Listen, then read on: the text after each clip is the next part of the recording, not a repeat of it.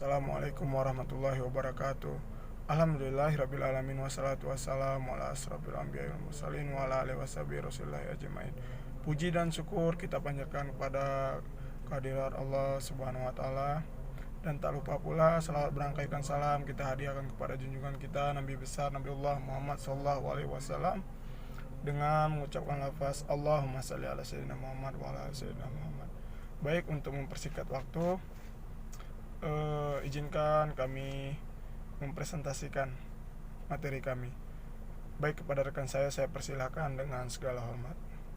Bismillahirrahmanirrahim. Saya Desa Putri akan menjelaskan pengertian tentang manajemen berbasis sekolah. Nah, manajemen berbasis sekolah atau MBS dapat diartikan sebagai wujud dari reformasi pendidikan yang menginginkan adanya perubahan dari kondisi yang kurang baik ke kondisi yang lebih baik dengan memberikan kewenangan kepada sekolah untuk memberdayakan dirinya. Nah, pada prinsipnya, sekolah memperoleh kewajiban, wewenang, dan tanggung jawab yang tinggi dalam meningkatkan kinerja.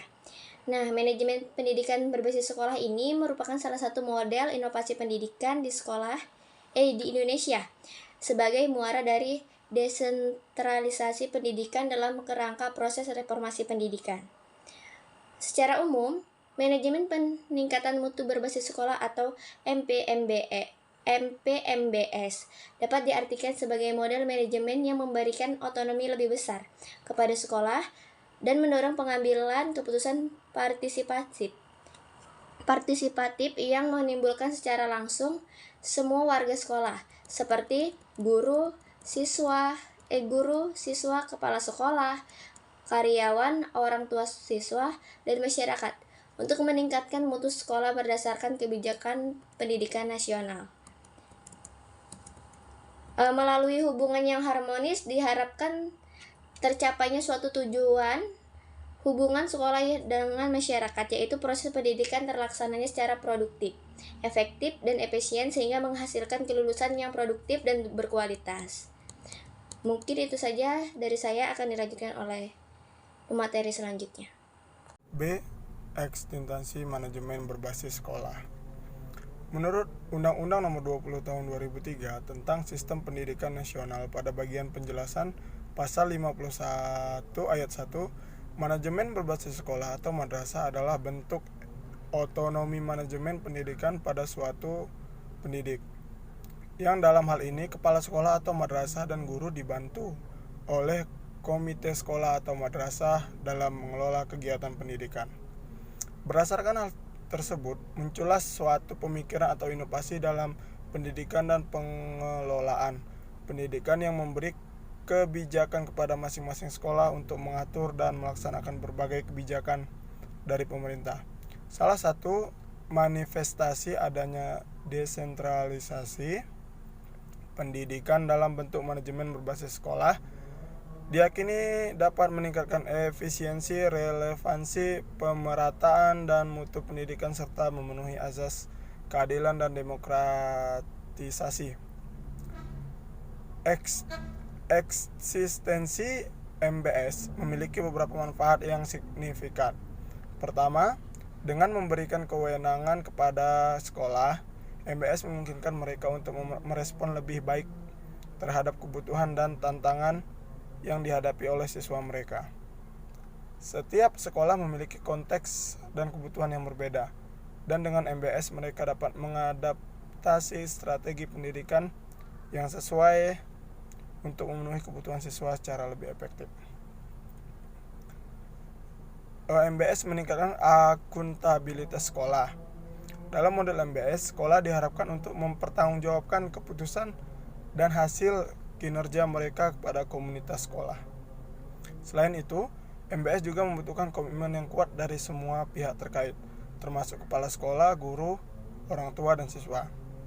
Jika tidak ada dukungan yang cukup atau kepentingan yang bertentangan, implementasi MBS dapat terhambat atau tidak mencapai hasil yang diharapkan. Kesimpulannya, ekstensi manajemen berbasis sekolah merupakan pendekatan manajemen yang memberikan kewenangan lebih kepada sekolah dalam mengelola dan mengembangkan diri. Itu dari saya, selanjutnya akan dilanjutkan oleh rekan saya. Bismillah. Yang bagian C, kebijakan manajemen berbasis sekolah sebagai inovasi pendidikan. Kebijakan manajemen berbasis sekolah atau MBS dapat dianggap sebagai inovasi pendidikan karena melibatkan perubahan dalam pendekatan manajemen tradisional yang lebih sentralistik. Berikut adalah beberapa kebijakan MBS yang dianggap inovatif. Yang pertama itu ada otonomi sekolah. Dalam kebijakan MBS memberikan otonomi yang lebih besar kepada sekolah dan pengambilan keputusan terkait kebijakan, program, dan pengelolaan sumber daya. Dalam kerangka ini, sekolah dapat mengidentifikasi dan menyelesaikan masalah pendidikan yang spesifik untuk siswa mereka, mengembangkan program pendidikan yang relevan, dan mengelola sumber daya secara efektif. Nah, yang kedua itu ada pengembangan kepemimpinan. Dalam kebijakan MBS, menekankan pentingnya peran kepada sekolah sebagai pemimpin yang efektif. Kepala sekolah didorong untuk mengembangkan keterampilan manajerial, komunikasi, dan pemecahan masalah agar dapat mengelola sekolah secara efektif. Ini menciptakan budaya kepemimpinan yang kuat di sekolah dan mendorong inovasi pendidikan. Yang ketiga, partisipasi stakeholder. MBS mendorong partisipasi aktif dari semua pemangku kepentingan, termasuk kepala sekolah, guru, orang tua, dan siswa. Mereka terlibat dalam proses pengambilan keputusan dan mengembangkan kebijakan sekolah. Ini menciptakan iklim partisipatif di sekolah dan meningkatkan pemahaman bersama antara pemangku kepentingan yang berbeda. Yang keempat itu ada akuntabilitas sekolah. Kebijakan MBS menempatkan penekanan yang lebih besar pada akuntabilitas sekolah. Sekolah diharapkan untuk mempertanggungjawabkan kinerja mereka kepada komunitas sekolah dan memenuhi standar yang ditetapkan. Yang kelima ada kolaborasi dan jaringan. MBS mendorong sekolah untuk bekerja sama dan berbagi pengetahuan dengan sekolah lain. Ini dapat dilakukan melalui pembentukan jaringan sekolah atau kemitraan untuk bertukar pengalaman, sumber daya, dan praktik terbaik. Kolaborasi semacam ini memfasilitasi pertukaran ide dan inovasi pendidikan. Yang bagian D ada penerapan manajemen berbasis sekolah. Penerapan MBS akan berlangsung secara efektif dan efisien apabila didukung oleh sumber daya manusia yang profesional untuk mengoperasikan sekolah dan yang cukup agar sekolah mampu mengaji staf sesuai dengan fungsinya, sarana dan prasarana yang memadai untuk mendukung proses belajar mengajar, serta dukungan orang tua siswa atau masyarakat yang tinggi. Lebih lanjut, Mulyasa mengemukakan agar implementasi manajemen berbasis sekolah atau MBS ini dapat diterapkan secara menyeluruh di seluruh Indonesia pada umumnya dan di kabupaten atau provinsi. Pada khususnya terkait kondisi sekolah, pada saat ini krisis sekarang ini sangat bervariasi dilihat dari segi kualitas, lokasi siswa, dan partisipasi masyarakat atau orang tua. Dan kondisi inilah tampaknya yang akan menjadi permasalahan yang rumit dan harus diprioritaskan penyelesaiannya pasca krisis. Oleh karena itu, agar manajemen berbasis sekolah atau MBS ini dapat diimplementasikan secara optimal, baik krisis maupun pada pasca krisis di masa mendatang, perlu adanya strategi penerapannya. Di antaranya itu yang pertama pemberian otonomi daerah, yang kedua pemberian otonomi pendidikan, yang ketiga meningkatkan kualitas kepemimpinan kepala madrasah, yang keempat ada pencapaian kinerja sekolah.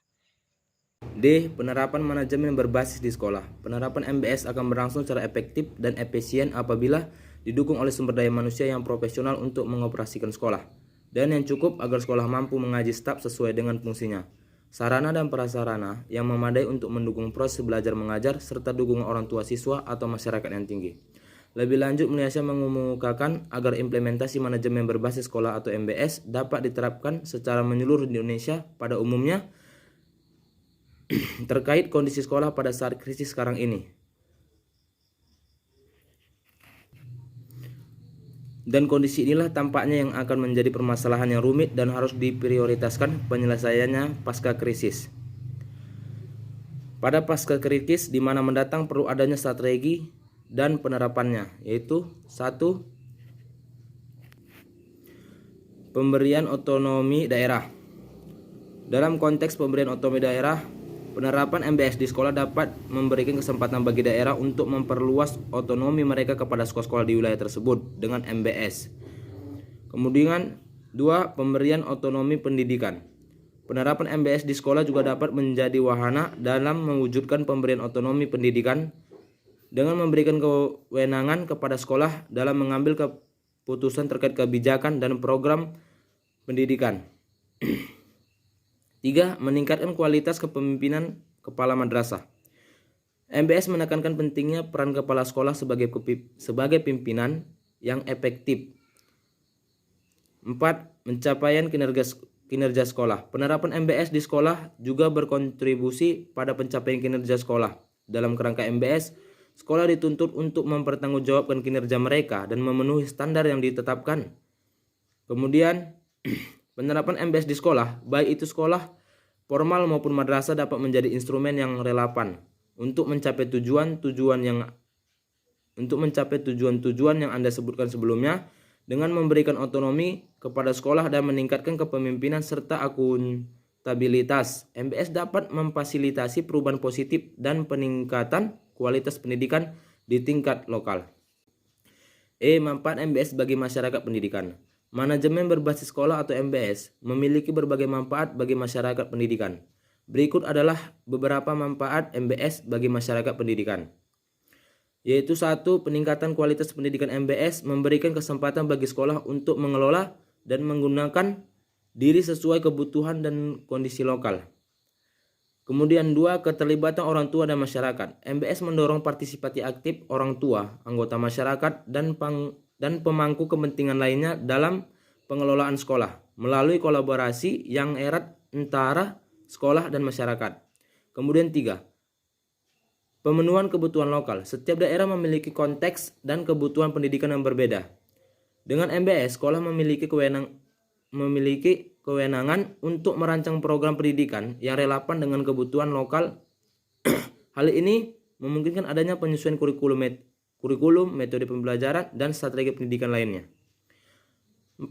Yaitu transparansi dan akuntabilitas. MBS mendorong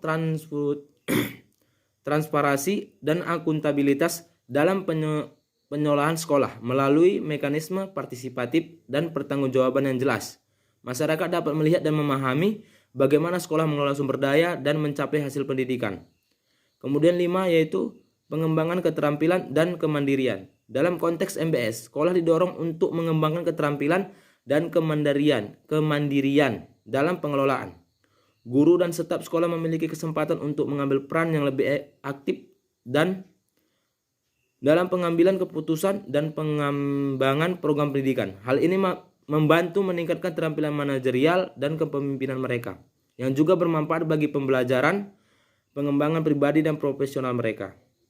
Dengan manfaat ini, MBS berkontribusi pada peningkatan kualitas pendidikan. Baik, itu tadi presentasi yang bisa kami sampaikan. Lebih dan kurang kami mohon maaf. Kepada Allah saya mohon ampun. Wallahu muwaffiq ila aqwamit thoriq. Assalamualaikum warahmatullahi wabarakatuh.